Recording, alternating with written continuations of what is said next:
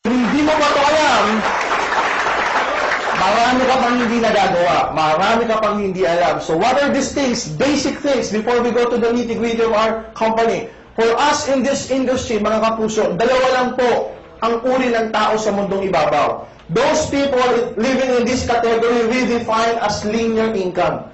Ano yung mga linear income worker na yan? These are people who keeps on working every day simply to get paid. Sipag nila magtrabaho. How are they spending their work or their time? They're spending 100% of their own effort. Mag-isa lang sila. What's wrong with the scenario? Wala po. But according to so many experts and authorities in this business industry, okay lang mapunta ka rito, kaya lang mga 3 to 5 years lang. Huwag kang magbababad dyan. Sino po ba yung mga naririyan? Alamin natin. Patrabaho para kumita. Guys, pagbaliktad natin, no work? No pay. Ulitin natin para mas masarap. No work? No pay. Ilang taong ka lang no work, no pay. 10 years, 20 years, ang tanda mo na, may rayuma ka na, may apo ka pa, may sakit ka na, no work, no pay ka pa rin. Masakit o hindi? Sabi sa Bible, the truth, it may be painful, but it will set you free. Ang katotohanan po, kadalasan masaklap at makirot. Pero kinakailangan tanggapin. Bakit? Baka binabangungot ka na, nag-i-enjoy ka pa rin.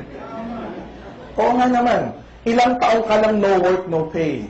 At yung mga bata-bata pang naririto, yan. Yung mga bata-bata pang naririto, si Lola humiti. Sabi ko, bata-bata. Yung mga bata-bata pang naririto, ilang taong ka pa magiging no work, no pay. Why? Because if you belong to this category, mahihirapan ka umasenso. True, kahit masipag at matyaga, kahit professional, kahit matalino ka, as long as you end up in this category, mahirapan ka umasenso. Let's prove it one by one. Sabi ng magulang natin, anak, magpakatalino ka. Salihan mo lahat ng contest, lahat ng mga quiz bee.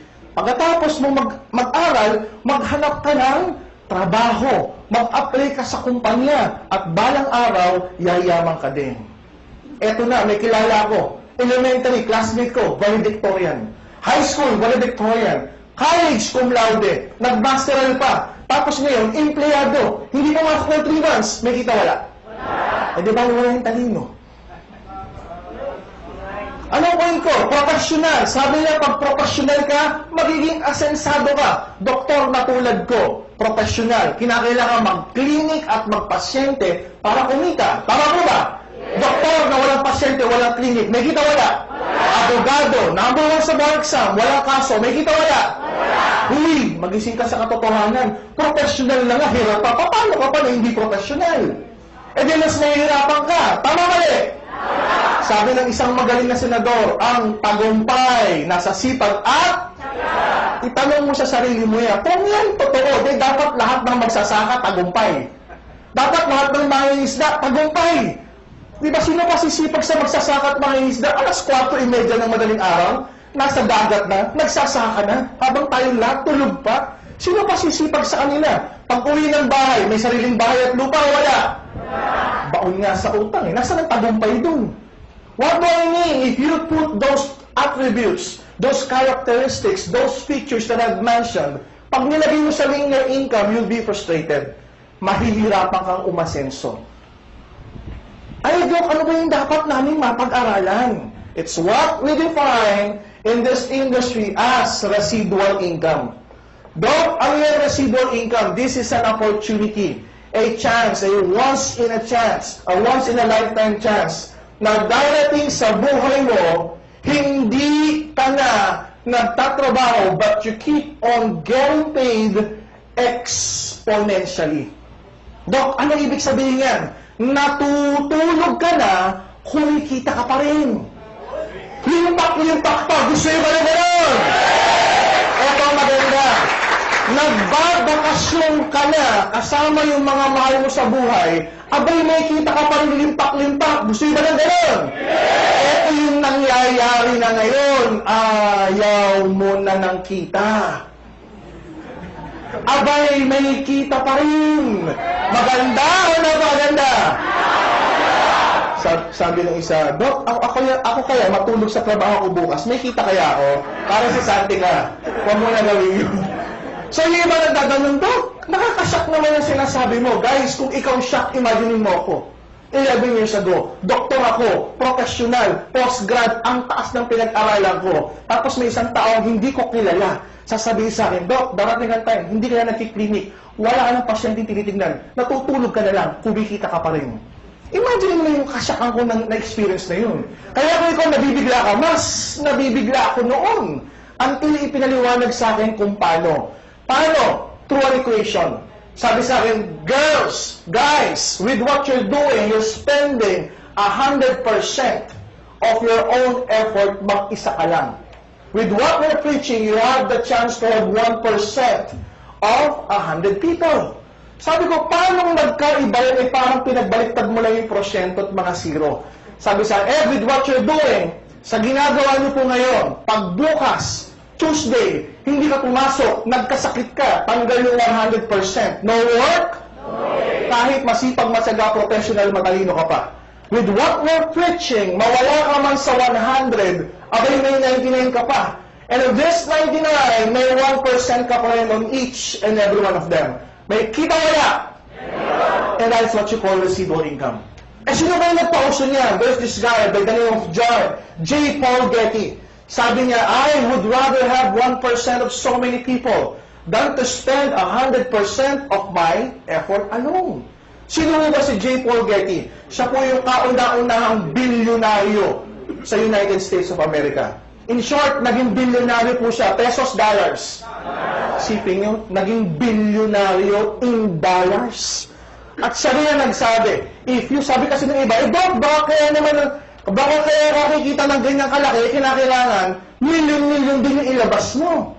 Hundreds and thousands of pesos ang kinakailangan ilabas para magkaroon ka ng residual income. Siya na mismo nagsabi, if you do not have enough funds to put up a multinational company, sabi niya, you may have an option of joining a distribution business and harvest the same effects of residual income.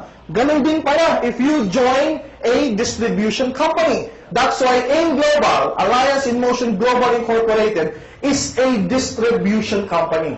We have partners in the United States. We have lucrative products. We have a very lucrative compensation plan. So to start with, are you ready to learn? Yes! Then for companies, Alliance in Motion Global, we partnered with, pakita mo na, we partnered with Nature's Way. Sino po ba ang Nature's Way? Nature's Way has been existing for almost 45 years, to be exact.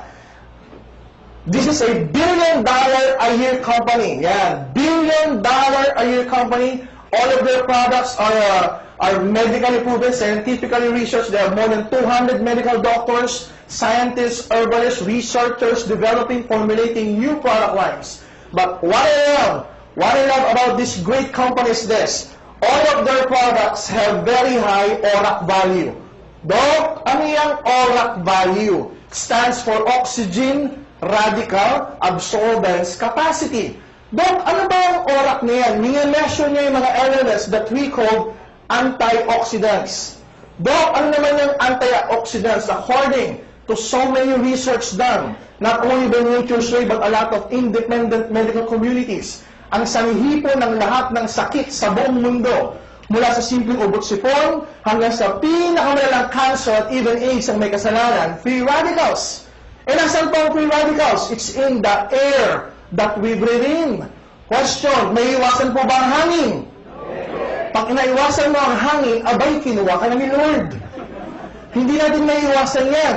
Some of the people are asking me, Doc, paano nasa hangin yan? Can you please explain it to us na mauunawaan namin? Guys, imagine mo to. Imagine mo itong pentel-pen na hawak ko as a nail. Okay? Pako in Tagalog. Ang nail po ba or pako, may buhay o wala?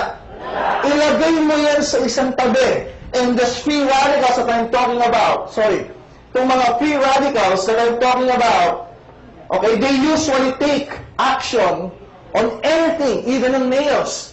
So what will happen? Titirahin ng free radicals yung pako. Guess what? After a few days, ano nangyari sa pako?